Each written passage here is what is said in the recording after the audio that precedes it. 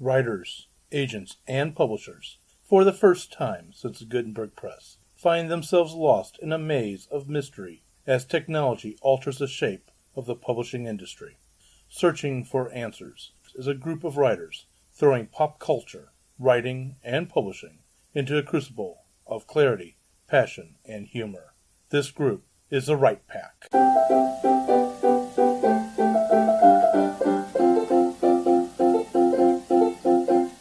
In this episode of Right Pack Radio, we are going to discuss the difficult art of writing to make other people feel better.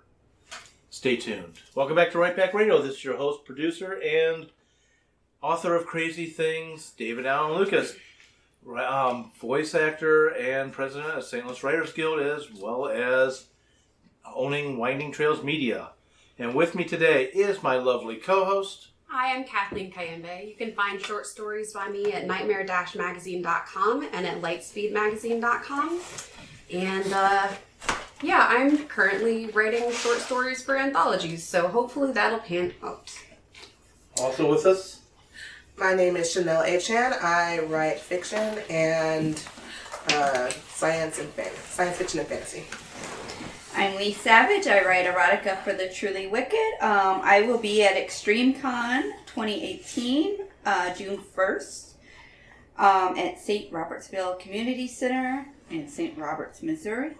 I also write under the name Carrie Lee Williams and a couple children's books.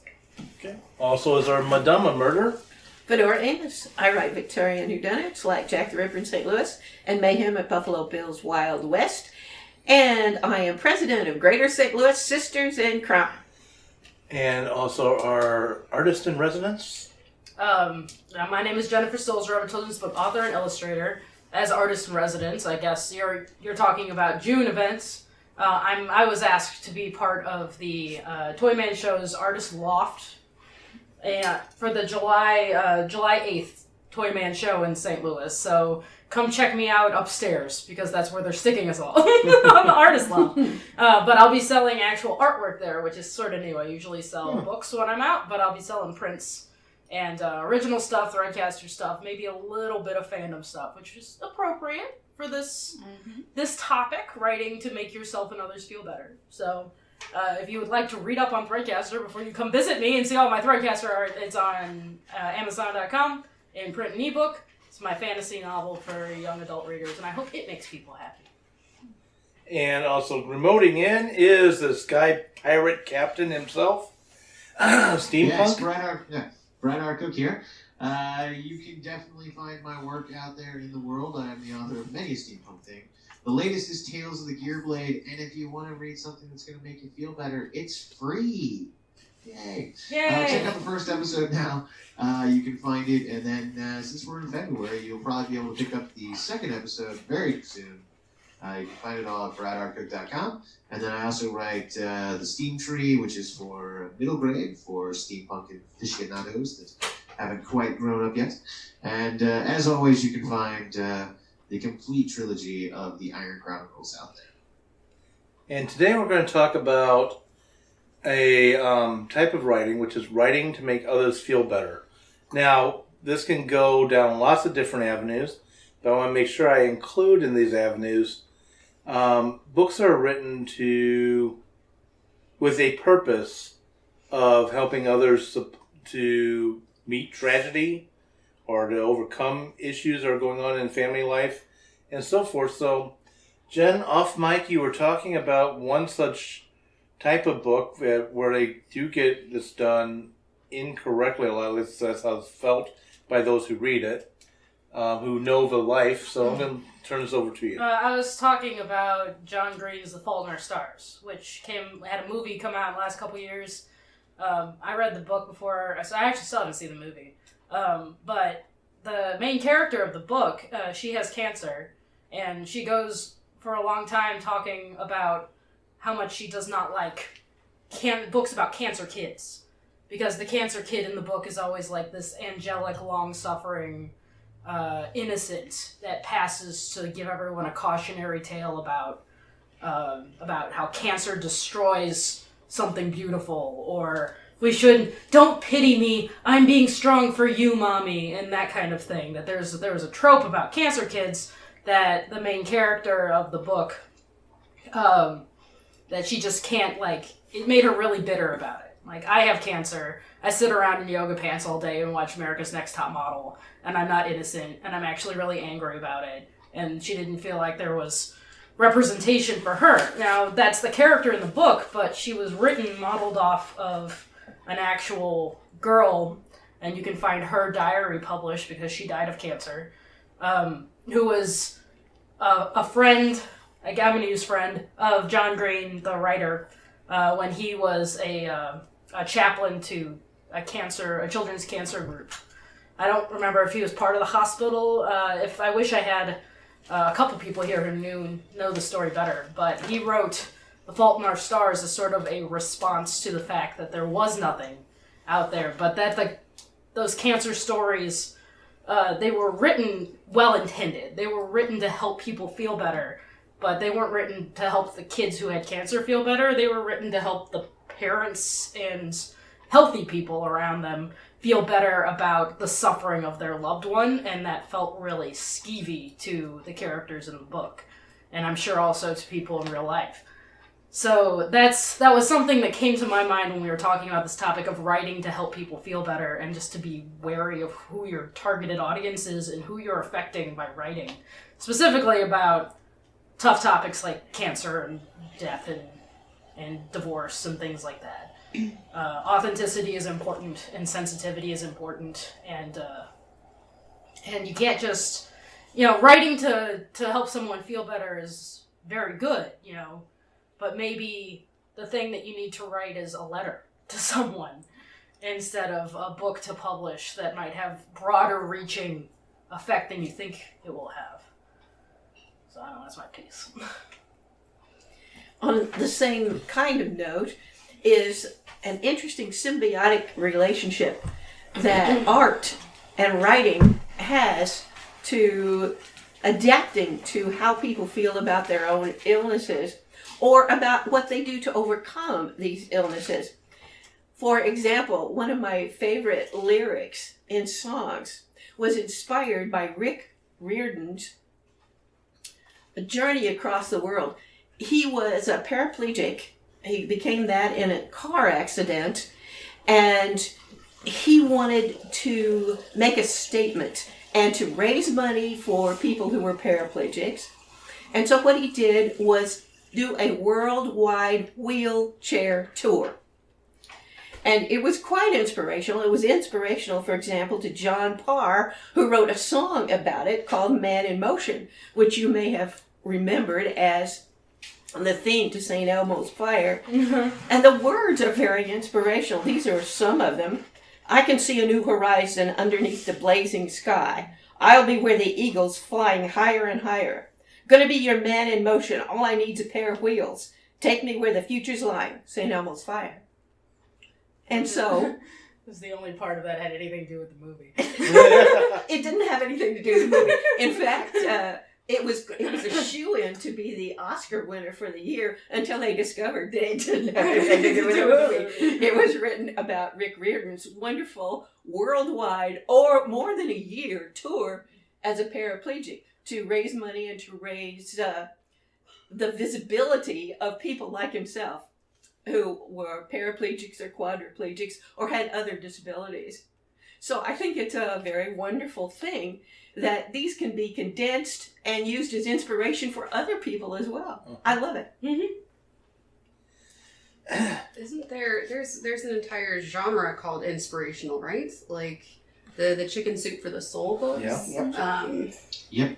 The entire series is so long running and has so many different things it talks about, and those are all meant to make people happy. Like, there's another. It's not just short story collections and anthologies either. There's whole novels that are just labeled as inspirational. They can be about a variety of subjects, but they are always usually about someone overcoming something, or in some line like that to be inspirational to people. Chanel? Okay. bring it. I'm going to try to word this very delicately. Let the Kraken out. So, I find absolutely nothing wrong with trying to write to make people feel better. I find nothing wrong, per se, with the idea of like an anthology of stories written about different circumstances to try and bolster people in those circumstances. However, the issue that I have is this sort of, not patronizing, but this sort of almost guiding way that they try to get people to react in a certain way. Like they're going to show you the proper way how to grieve this thing or to feel this thing or how to properly deal with this thing, when in actuality there is no one single way to deal with anything. So they always felt like, because I used to read Chicken Soup for the Soul. My mom used to make me read them when I was younger. And it always just felt like putting spackle over a crack in concrete or something like that. It's just like you can paint a happy face on it all you want to, but underneath it's still going to be broken. So on that note, I have a bone to pick with inspirational stories that sort of give that, golly gee whiz, you're down now, but you won't be down forever. It's not the end of the world. Pick yourself up by your bootstraps and let's get on with life. If I could light every person on fire that's ever said that to anybody in the world, I would be happy. You also be accused of mass murder, but you win some, you lose some, David. You win some, you lose some. So, it's one of those. I guess I could say, approach with caution, because you don't want to be that person that tells somebody how they're supposed to deal with this while under the guise of trying to make them feel better. I'm going to go with Kathleen, Brad, Fedora, and then I've got a slight twist on the subject. I think that's a very good point. One of the things that I read about why humans' brains are built for story and why we are drawn to story as species is that humans are good at learning from what other people's experiences are. Mm-hmm. So one of the things that we look for when we're reading is how these characters, these imaginary characters, or real people if it's nonfiction, approached problems that we either have faced or, could potentially face, whatever. So how did this person attack the problem of this? How did this person deal with the problem of this? And while I think there is no one way to deal with anything, and to suggest that would be damaging, honestly, to people, because people react to situations very differently. People react to grief very differently. I think it does help some people to read how, this person reacted when cancer came into their family, or how this person reacted at the loss of a parent, So, my impression of the Chicken Soup books, which I have not read extensively, so it is entirely uninformed, is that they're showing you a way that people react that ended positively. Because I can do negative reactions for everything. Like, I'm real good at that. Like, my brain is wired to take a bad thing and double down on how bad it is for me. So it is nice to read that something happened to someone and how they dealt with it. For me, that can be transformative. It can teach me a better way than what I'm doing naturally. But I mean, it doesn't work for everybody, and they're not for everybody. Like, I don't read inspirational as a genre. I read fan fiction and romance. So, I mean, that's where I'm getting that sort of thing. But it works for some people. Okay, Jen, you're dovetailing. I still have Brad and Fedora. Yeah, I understand Chanel's angle in a very specific way. And I'm sure it appeals to everyone listening as well. All of those stories about, J.K. Rowling was rejected however many times before she was published, and you have a shot. This grandma in the middle of nowhere self-published her romance novel she'd been sitting on and made $5 bajillion and now lives in a mansion, and those are nice stories, and people tell me those stories thinking that they're gonna help, but before I committed to self-publishing and while I was doing the querying, it never helped. Because all it told me was that it was random. and that success happens just for no good reason. And there's a very real chance that I could be trying over and over again and never get a result. It's like, and Harry Potter was rejected how many times? It's the most popular book in modern history, and people still rejected it over and over again. So, of course they're rejecting mine. Mine's not going to be the next Harry Potter. Why on earth should they want to pick mine up? Am I going to be querying for the rest of my natural life? That's my anecdote that, like, it depends on the person, too. Mm-hmm. It depends very much on whether you're, Kathleen, you said you're a catastrophizer. I'm 100% a catastrophizer. When I'm looking forward to something, I think about, it's like, okay, what are all the contingencies? And that hampers my enjoyment of things from time to time. And it certainly hampered my enjoyment of the querying process. Brad, Fedora, and then I've got Dovetail, and then a switch over. Yeah, so you guys are entirely sorry, wrong in Leah, this. thank I mean, this is the reason why self-help is one of the biggest genres in the in our industry, because everyone has an idea on how to make it better, your life, or how to deal with something. No one has the right answer, so that's probably why that is so big. In fact, Chanel, you could probably write a book, how not to write or how not to do, Why chicken So, soup didn't work for me. There is all that, but what I really want to throw out was about inspirationals in terms of why it's so popular as a genre. The reason I think why we have a million Chicken Soup for the Soul books, a million, I can't even think of the other series, there's a ton of them. But I think the reason we have these and so many of them is because, like everything, it's escapism. Mm-hmm. So when your life is not in the best of shape, and I think this is why the whole topic of the day, why we go to books in the first place, is that when your life is falling apart around you, you can crawl into this book and read a couple of short stories about some funny, something about family, something about a topic that you are going to be able to get a little saccharine out of, and kind of let the sweet tooth enjoy itself, and then you can go back to your shitty world and enjoy yourself. Yay. Try and enjoy yourself. But I think that's one of the reasons why this does so well, and why there are so many of these books, and why they keep publishing them, and why inspirationals are so big. I would warn, though, and to Chanel, as she pointed out, there are some really horrible inspirations out there, like inspirational books out there. And when I say horrible, I mean the story's vaguely inspirational, and it's really just them trying to aggrandize themselves and for you, the reader. So I've read some really horrible ones as an acquisitions editor that were you understand. So I guess why some of these do make it, because those actually do lift people up, and these just made you feel a little icky inside.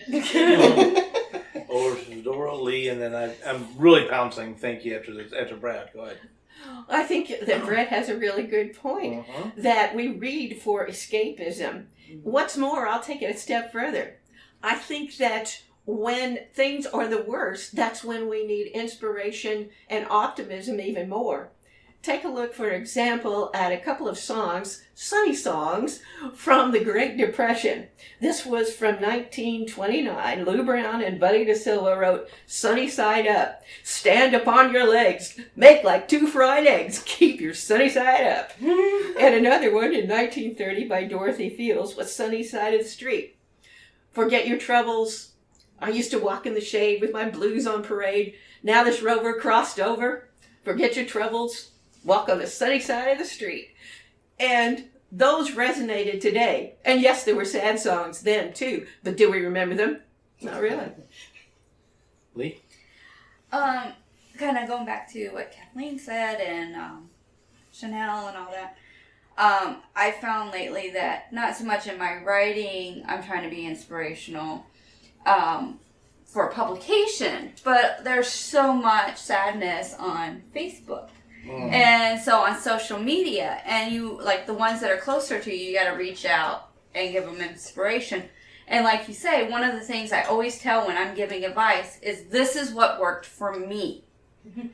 Not that this is a blanket thing. And I think that's one of the things that maybe some of these inspirational people almost need to put in is this is what worked for me. Mm-hmm. Or this is what worked for my subjects that I interviewed. You know, this is the strategies that worked. And that way you can pick, well, this works for me and this doesn't. Because it's almost like with anything else. Like you can read 100 books on marketing, but not every strategy that's presented to you is going to work for you. Right. So there's no one fit answer. And I think that's why so many things are so popular is everyone's searching for that answer. They are. And that's why, not to throw anybody under the bus, but shows like Oprah, when she had her show on, Ellen, etc. Those shows are so popular because people are looking for those types of answers. The fourth hour of the Today Show. There you go. That would work too. But you guys were talking about inspirational. I'm going to throw out a different side genre to that, motivationals. You can run into the same thing. And I still remember, it wasn't that long ago, I watched this video of one of those motivational speakers.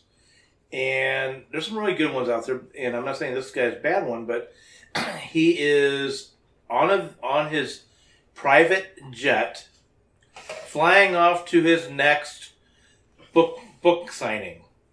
And by the way, he has these events where full auditoriums are filled up with people. And I'm going, okay, I know motivation. I am what, I'll share this. This is one thing why I get hard on myself. Is if you've ever read, it's either Tim or Tom. I have the first name always wrong. Grover's book, Relentless.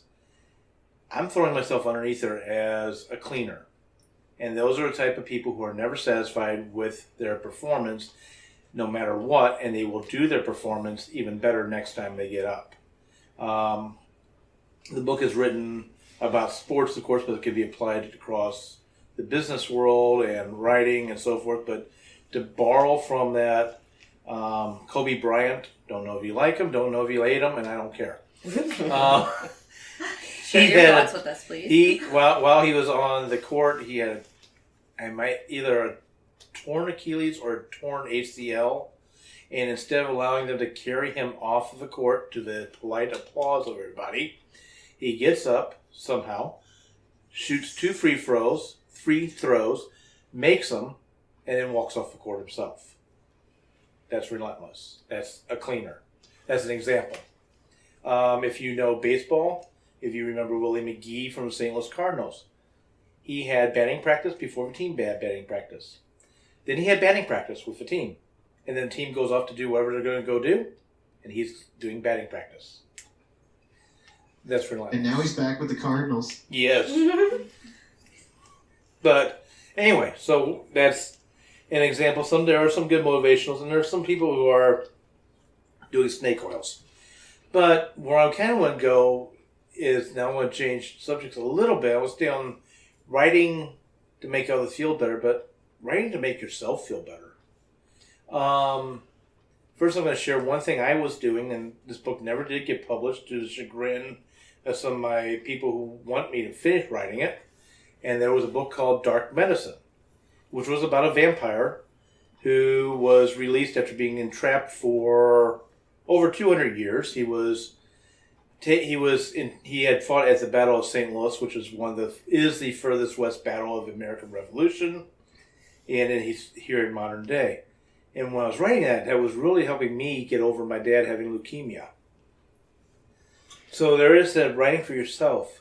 There are people who, this was a big thing, I still know it still is out there, but people who had returned from Iraq and the Stand, who are writing their stories for PTSD to help them, as well as others, help them get past and deal with, I don't think they can ever get past, but deal with what they had to do. So what about writing for yourself to feel better? What do you do, or do you do any?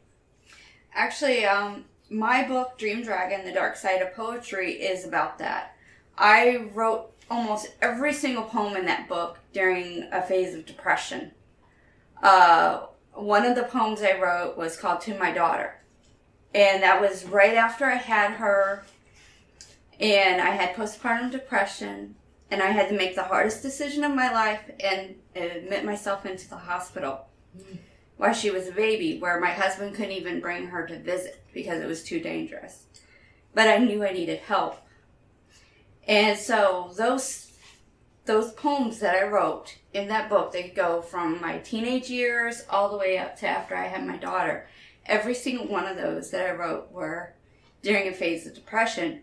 And writing those helped get all those emotions out, and it helped me overcome some of that depression. I think certainly writing it's therapeutic to all of us, or we wouldn't do it every day like we do.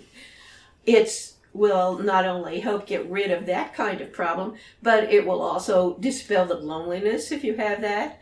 It will give yourself some interaction with other people that you want, that you crave, even if they're not real people. It doesn't matter, because they feel real, and that's the way we perceive it, so it works for us.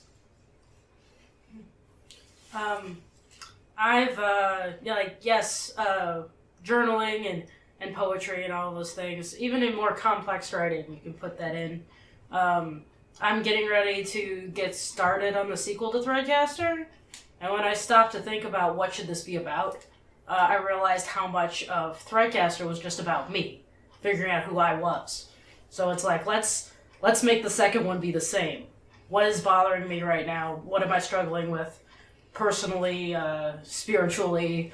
And let's see how Kat deals with that. And by writing about my protagonist dealing with it, I'm dealing with it. Mm-hmm. Along those lines, if you ever watch a video which I posted January 12th-ish on Right Pack on the Winding Trails Media YouTube channel, I was in the recording booth. So this is my voice actor coming out. There's also to my writer too. At the end of it, as I'm dealing with trying to get this stuff ready to do as a demo, the sound engineer, Steve Moore from Clayton Studios, says to me that probably the best advice he's done, or not the best advice he's done, best advice for me, is I need to stop overthinking and start overfeeling. And I find that with my writing, I tend to write very analytical. And that's because of my background. And only when I really allow myself to overfeel a story and get out certain emotions and so forth in my poetry, in my novels, or in my short stories, that's when it actually shows, and that's when it actually is well written. The other stuff is nothing more than childish, putting it mildly.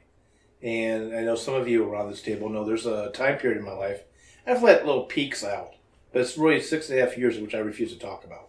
I can't talk about it, but if I could talk about it, I would not talk about it. And somehow I've got to find a way to let those peaks come out into my writing without it being, without talking about what actually happened. Because there was a line in Stargate SG-1 in one of the first episodes where Colonel O'Neill is asked by the general, "Have you ever thought about writing your memoirs?" And O'Neill says, "Sure, but then I had to go around and kill everybody who actually read it." And that's kind of what I would end up having to do. So, for different reasons. So I completely 100% am with you on the whole span of approximately however many years that I'm just I'm not gonna think about that. I put this away in a lockbox in the back of my brain, blow up anything that comes near it. But recently, I had to, for whatever reason, I could not separate myself from this. It was almost like a nightmare, just reliving over and over these things, and I just could not get my mind out of this. And so I just felt so full with this span of time, so full with these events, that I just sat down one day and I just started writing, and it just came just diarrhea of the fingers, just all over the place. And honestly, okay, so there came to be a story, and that's, all well and great. And honestly, I didn't feel better. I did not feel better. And so I put it away, let it sit for a minute, and then I came back to it and I read it. And I looked at the things that I was saying about myself in what I had written. And even though it hurt to read it, even though it hurt to write it, even though I was probably in a worse off place after having written it, there's still something to be said for the understanding that comes with you having to actually put these things on paper.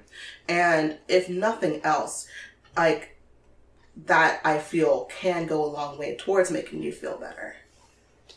Brad? Yeah. Brad, you're on silent. Try again. You're on mute. Whoops. There you go. Sorry, my bad. Technology. Yes, that's you hear me the other times. No. What I wanted to throw out though is you guys have brought up a lot of really good points about writing for inspiration, writing to make people feel better. A lot of this kind of, how to really help people through writing. But one of the things we really haven't touched on yet is actually writing comedy. Straight up comedy. Humor is a huge genre. Humor books are some of the best sellers in terms of individual books. They don't tend to be series. They tend to be a one book kind of a thing. If you think about some of the books like John Hodgman's has written, or some of these like comedians like who really touched on some of these amazing books.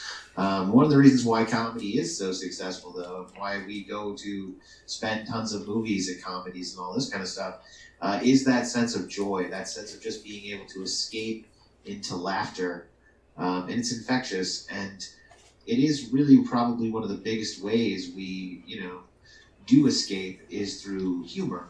I mean, if you think about the half an hour sitcoms that are out there and all this kind of stuff that we just take in because we can. I mean, a lot of them are so Cookie cutter? Stupid. yeah, and not intelligent. Like, you don't have to think. Right. It's a joke, so you don't have to think about like some high concept or anything like that.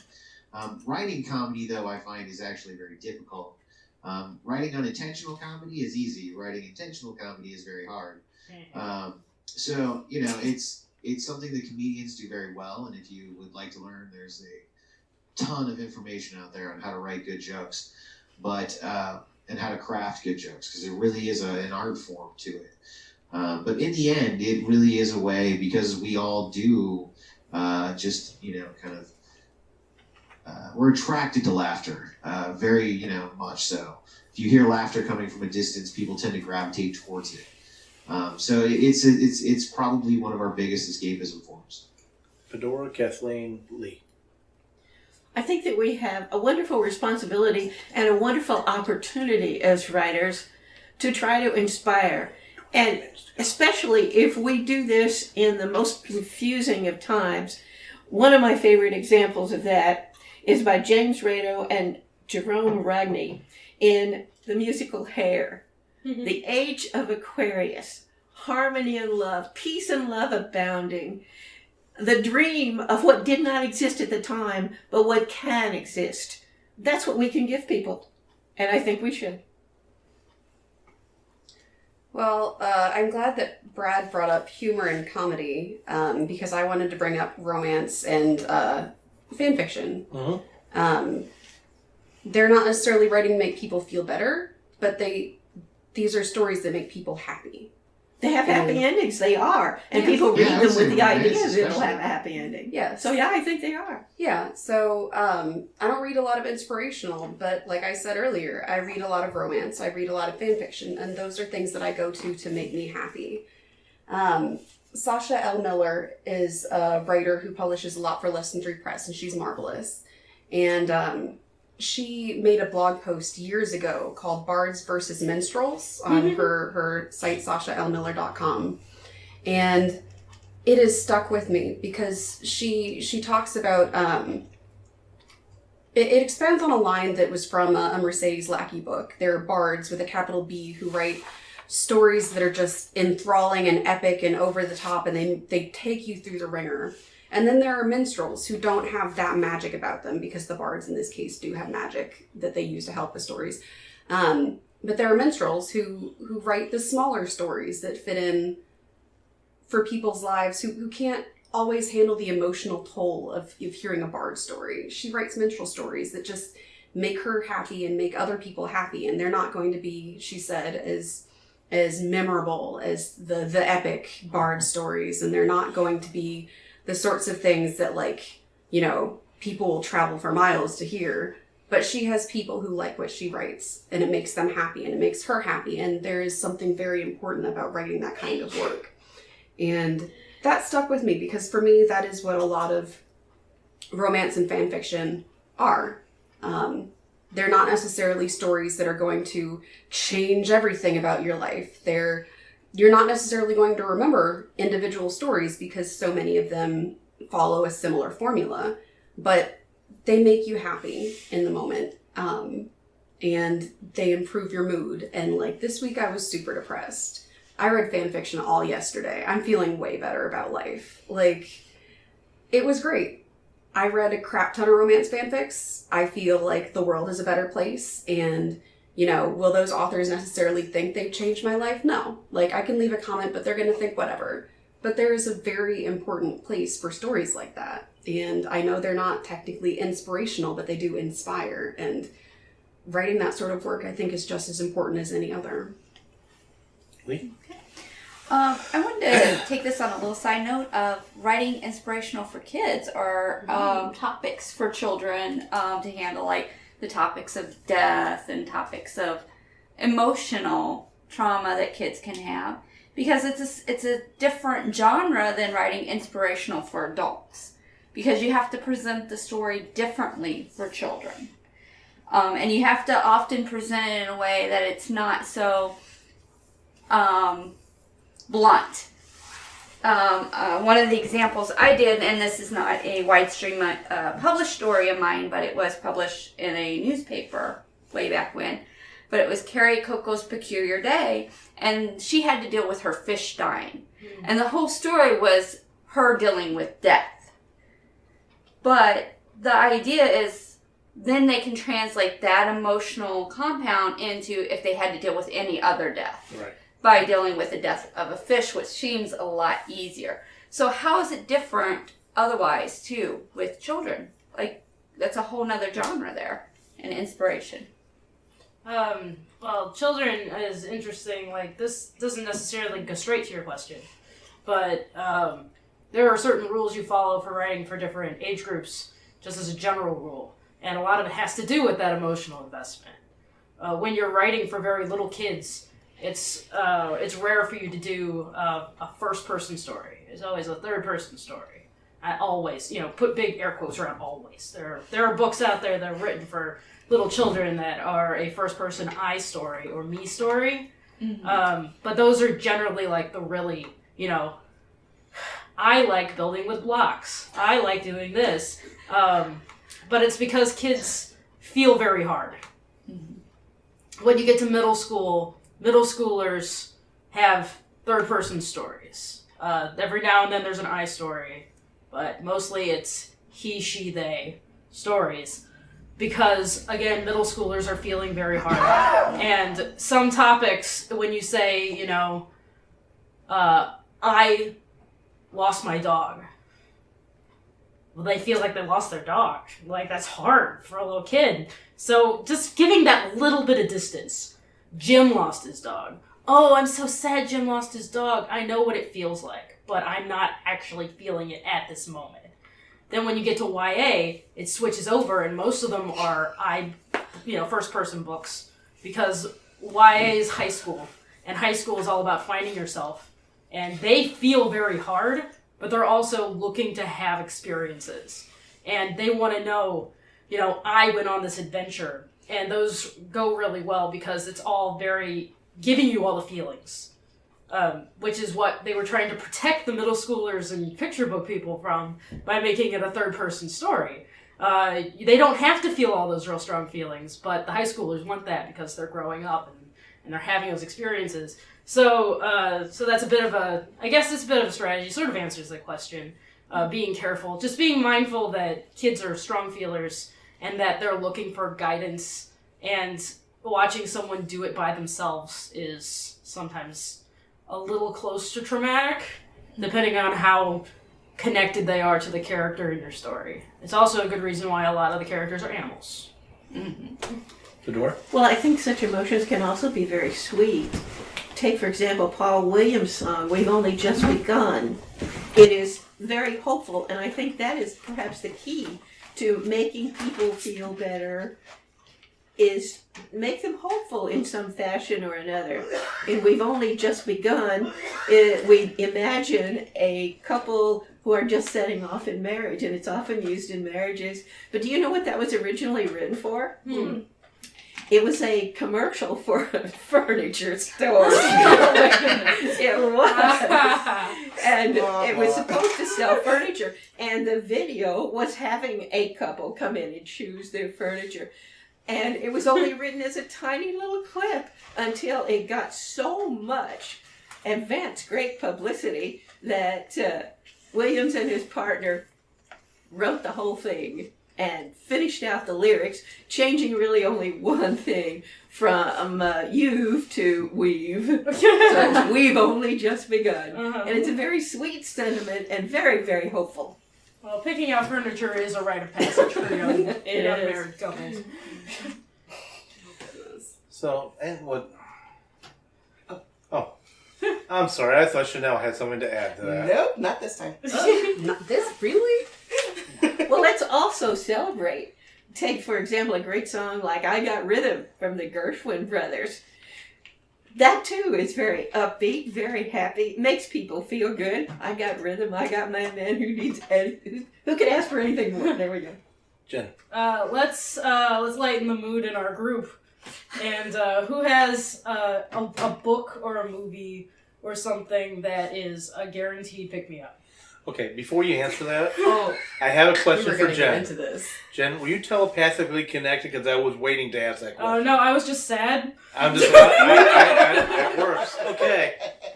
Because I was like, get out of my head. Bit of a downer. You are not part of Psychor. Get out of my head. No, Okay. I never will be. Those people are awful. They are. Sorry, Babylon 5 reference. That's one for 2 episodes now? Yeah. I Go for it. have one that's a comic book. It is the Princeless series. That's Princeless. And it gives me such joy. It starts off with a mother telling her daughter a fairy tale, and all the characters are your typical flaxen-haired, like, beauty princesses, and the knights in shining armor all look like Disney Prince Charming. And then the little girl who's hearing the story is like, wait, this is ridiculous. And he cuts to her, and you see this little black girl with the most amazing fro that her mom is like taming into something she can sleep in. And you realize this story is not going to be told like the typical fairy stories that I'm used to. And in the next page, she's stuck in a tower. Just like the princess in that story she thought was so ridiculous. Like the whole tower, princesses and tower thing is ridiculous. And then she's stuck in a tower. So she rescues herself, befriends the dragon that was guarding her tower, and goes off to rescue all of her sisters who have also been stuck in towers, because this is ridiculous and she will not stand for this. I love it. So that comic book series gives me such joy. And it also gives me social commentary, which I appreciate in very many things. So it's lighthearted, but it's also, it addresses social issues that I also think are ridiculous and need to be over. So that just, if I want to be happy, I'll look through those again. Well, who else has one? Go, Lee. I watch anything children's. Because if I start watching like any of the cartoons or anything like that, it picks up my mood, it'll make me laugh. So most of that stuff's lighthearted and stupid, and I don't have to think about it. I don't have to think. I can just turn off my brain, and if I can get my 2 kids to sit with me and watch it, all the more. Especially my daughter, who's 14 now, who doesn't like to cuddle. If I can trick her into sitting next to me for a while, that will definitely pick up my mood. And I love to tease her. I like watching all the Barbie movies. And she doesn't like it anymore. Aww. But she does, because like she'll say she doesn't, and then like partway through, she's like, "Shut up, Michael! The movie's going." But she'll probably get mad at me. Tell her daughter. You're assuming she listens. She's a teenager. She doesn't even listen. But I'm totally with you. Give me Lewis Carroll's Jabberwocky or any yes. other nonsense stuff, and I absolutely love it. Mary Poppins, supercalifragilisticexpialidocious. Now, how can you not smile when you hear that? You got a song about how much it makes you smile. I mentioned Sasha L. Miller, and she and Megan Durr, who both write a lot for Lesson 3 Press, I will reread their stuff just whenever I need to be happy as well. So, like, I have them on my Kindle, I have access to them on my phone, like, I have access to them on my computer. Just, if there is a way that I can access any of the many different file types I have for their stories, just in case, because I am all about contingency plans, I will be rereading those. Oh, such joy. I'm like, well, go for it. I was gonna say the only two people we haven't heard from yet, I don't think, or did we hear from Chanel? no. No. Okay, we have not heard from Chanel and the two men yet. Chanel was about to talk, though. So I'll let Chanel go. No, I want to go. I don't want to bring down the mood. Okay, Carry then on. fine, Brad. Keep the Alright. mood How up. about an anthem? I am a I'll go woman. next. I'm not bringing down any moods, I don't think. So I'm going to break this out real quick into a couple of movies and then a book. So for go-to, if I want to feel good, one of my favorite movies in terms of comedy is The Adventures of Baron Munchausen, which is Terry Gilliam at his best, I think. If you have not seen it, it is a wonderful, wonderful, wonderful, wonderful movie, and it is hilarious. And it's an adventure, and it's crazy and all that kind of fun stuff. But The Adventures of Baron Munchausen, love it. However, one of my go-to things for a mood picker-upper is anytime on any of the Highlanders when a MacLeod is practicing with his sword and Lorena McKennitt is going on in the background, or Enya, or something like that. But generally it's Bonnie Portmore with, a MacLeod, working with his sword and practicing. Those are go-to, like, I am feeling better at the end of watching that. And the one scene ends, when he's, like, making the sword in 3. That one ends with sex with Deborah Unger. So that's even a better way to end off that scene. So awesome, and, all that kind of good stuff. And then for the book, I have to throw this out because every day on Facebook, I get Shel Silverstein. I follow him and stuff, and they post a new poem every day. I don't know how many of you read Shel Silverstein as a kid. I'm assuming most people did. I have Yeah. a poem But of I, his as in an my adult, purse. still read Shel Silverstein on a daily basis because he is just that funny and zany and crazy and twisted. So awesome. Excellent. Okay, I'm being stared at. I actually don't have a go-to book or TV show or movie. In a way, I do what Brad was talking about without the sex part at the end. But it's fine if you like the sex part at the end of it. No.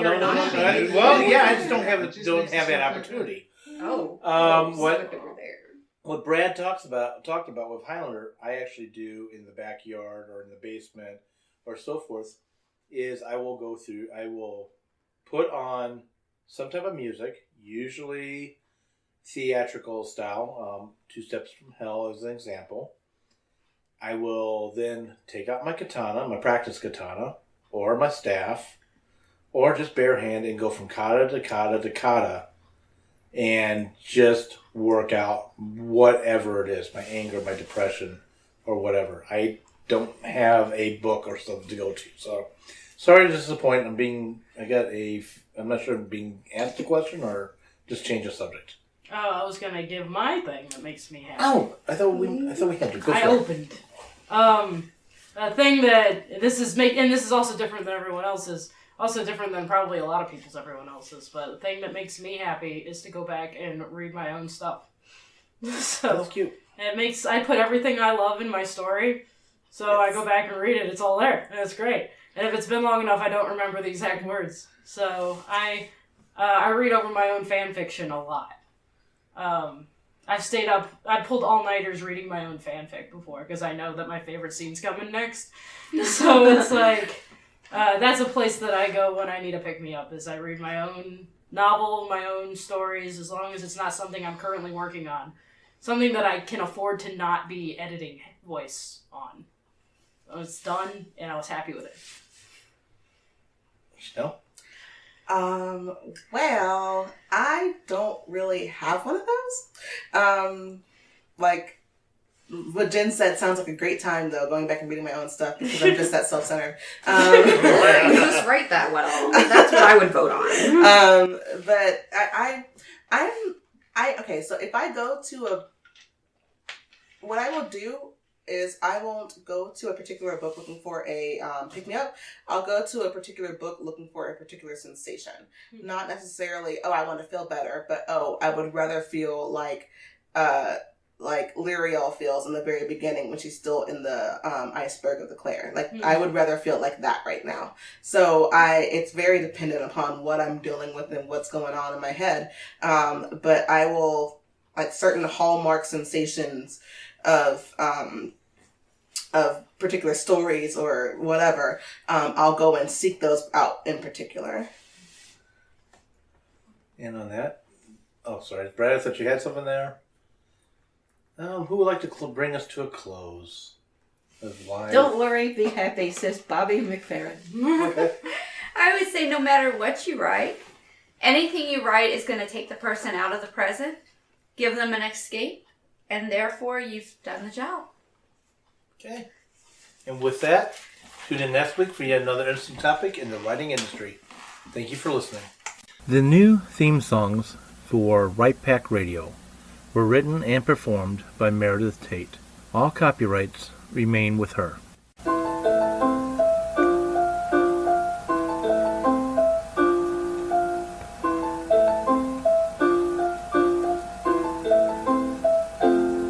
Writers, agents, and publishers, for the first time since the Gutenberg Press, find themselves lost in a maze of mystery as technology alters the shape of the publishing industry. Searching for Answers is a group of writers throwing pop culture, writing, and publishing into a crucible of clarity, passion, and humor. This group is the Right Pack.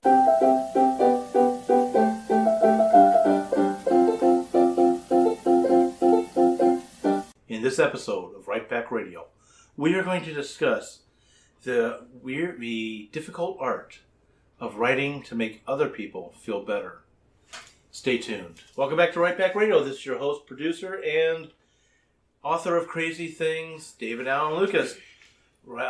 Voice actor and president of St. Louis Writers Guild, as well as owning Winding Trails Media. And with me today is my lovely co-host. Hi, I'm Kathleen Kayembe. You can find short stories by me at nightmare-magazine.com and at lightspeedmagazine.com.